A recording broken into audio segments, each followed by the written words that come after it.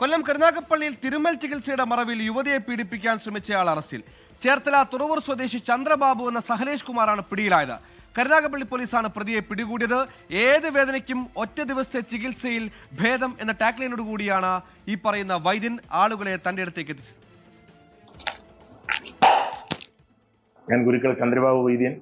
കേരളത്തിൽ നിന്നും തമിഴ്നാട്ടിൽ നിന്നും കർണാടകത്തിൽ നിന്നൊക്കെ എന്നെ കാണാൻ ഒരുപാട് ആൾക്കാർ. സത്യത്തിൽ ഞാനൊരു ഡോക്ടറല്ല, ഞാനൊരു ഡിഗ്രിക്കാരനല്ല.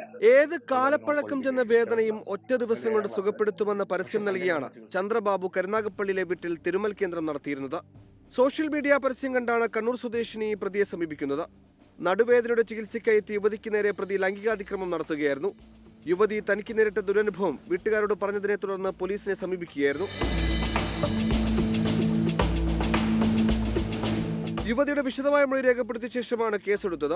പിടിയിലായ പ്രതിയെ കോടതിയിൽ ഹാജരാക്കി റിമാൻഡ് ചെയ്തു. സമാനമായ കുറ്റകൃത്യം ഇയാൾ നേരത്തെയും നടത്തിയിട്ടുണ്ടോ എന്നും പോലീസ് അന്വേഷിക്കുന്നുണ്ട്. 24 കൊല്ലം. ലോകത്തെവിടെയായാലും ഏത് സമയത്തും 24 വാർത്തകളും ഓഗ്മെന്റഡ് റിയാലിറ്റി പാക്കേജുകളും എക്സ്പ്ലെയിനറുകളും വിശദമായി കാണാൻ ഞങ്ങളുടെ യൂട്യൂബ് ചാനൽ നിങ്ങൾക്ക് സബ്സ്ക്രൈബ് ചെയ്യാം.